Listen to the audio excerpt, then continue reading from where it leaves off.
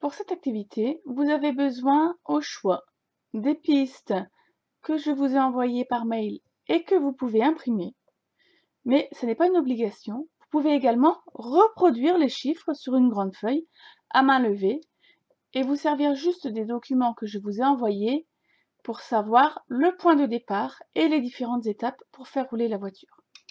Et vous aurez besoin aussi d'une voiture.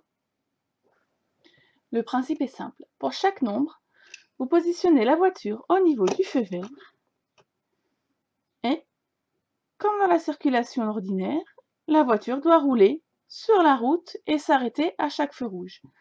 Pour le 0 ici, c'est facile puisque c'est en une étape. Cela aidera votre enfant à intégrer le chiffre et surtout son tracé. Votre enfant peut faire rouler la voiture autant de fois qu'il le veut. En revanche, on pense bien à s'arrêter à chaque fois au niveau du feu rouge.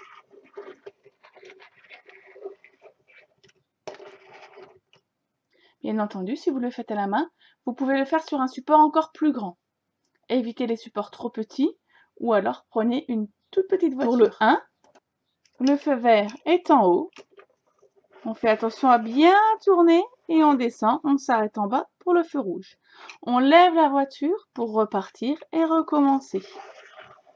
Là aussi, il est indispensable de bien lever la voiture pour la repositionner au bon endroit et repartir.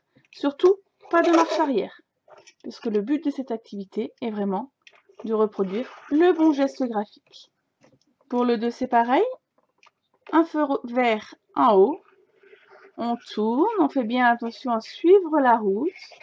Cela demande de la concentration et également la maîtrise du geste. Il faut savoir arrêter son geste et ne pas aller trop vite.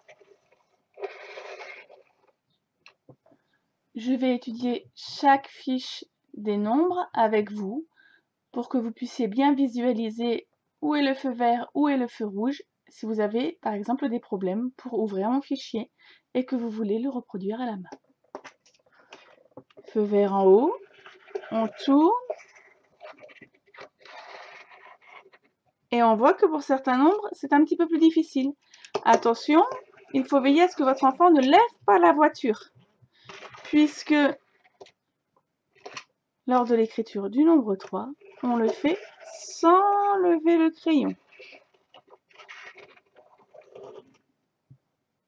Et là, je ne me suis pas arrêtée, vous voyez? Donc, on fait bien attention. C'est-à-dire qu'on ne fait pas comme moi. On tourne, on prend le temps et on arrête son geste au feu rouge. Attention ici pour le nombre 4, c'est en 2 étapes. C'est-à-dire qu'il faut lever le crayon pour continuer le nombre. C'est exactement le même principe avec la voiture. On commence en haut, on roule, on tourne, on s'arrête au feu rouge, on prend la voiture jusqu'au prochain feu vert et on s'arrête au feu rouge.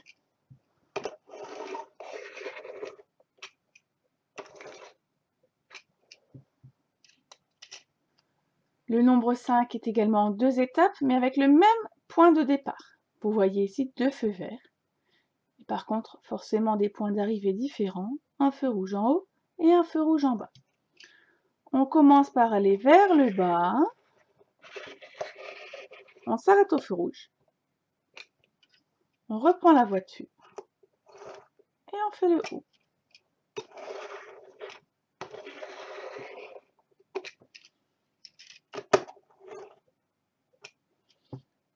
Et c'est pour des nombres comme celui-ci, par exemple, que l'on voit l'intérêt de faire ce support à la main. Si vous avez des enfants gourmands, ou les parents d'ailleurs, pourquoi réserver les gourmandises aux enfants? Vous pouvez avoir ce genre de petite voiture dans les petites boîtes à œufs surprises. Elle est plus petite, plus maniable, elle roule différemment. Ça peut donc également être intéressant. On commence en feu vert.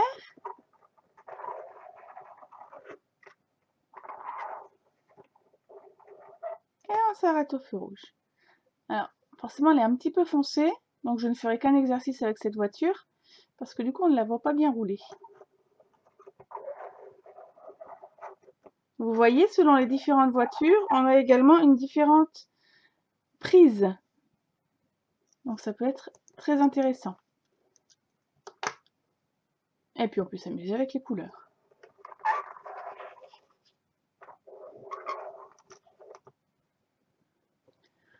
Vous n'avez pas de voiture ou vous avez tout simplement envie de diversifier l'exercice?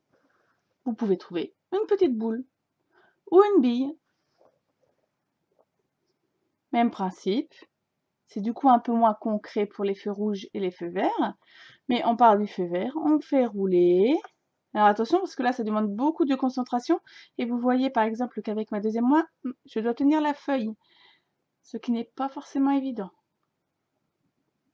Et on retient la boule ou la bille pour qu'elle s'arrête sur le feu rouge.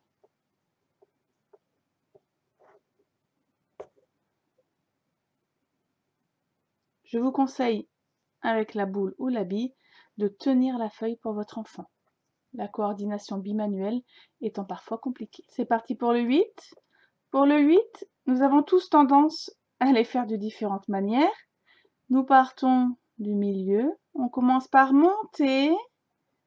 Puis on tourne, on descend, on tourne, on remonte et on s'arrête au milieu. Beaucoup d'enfants ont tendance à faire 2 ronds. Sauf que le 8, pour le commencer, on ne le commence pas dans le sens ordinaire. On va à l'envers. Vous pouvez le voir tout simplement, plutôt que d'utiliser un objet qui peut être difficile à manier. Dans un premier temps, vous pouvez tout simplement faire suivre le chemin avec le doigt. On part du feu vert, on tourne, on s'arrête. On part du feu vert, on tourne, on s'arrête. Et enfin, le dernier nombre, le 9.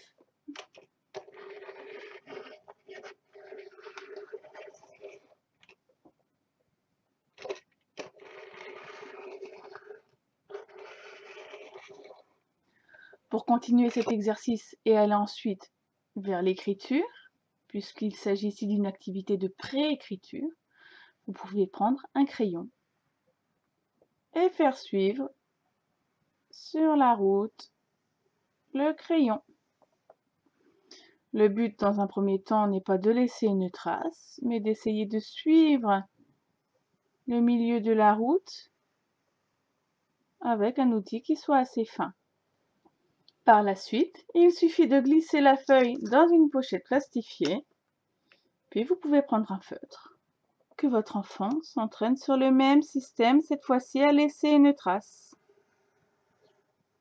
Vous pouvez comme cela recommencer l'exercice à l'infini, puisqu'il suffit d'un peu d'essuie-tout humide pour effacer et recommencer. Bonne route!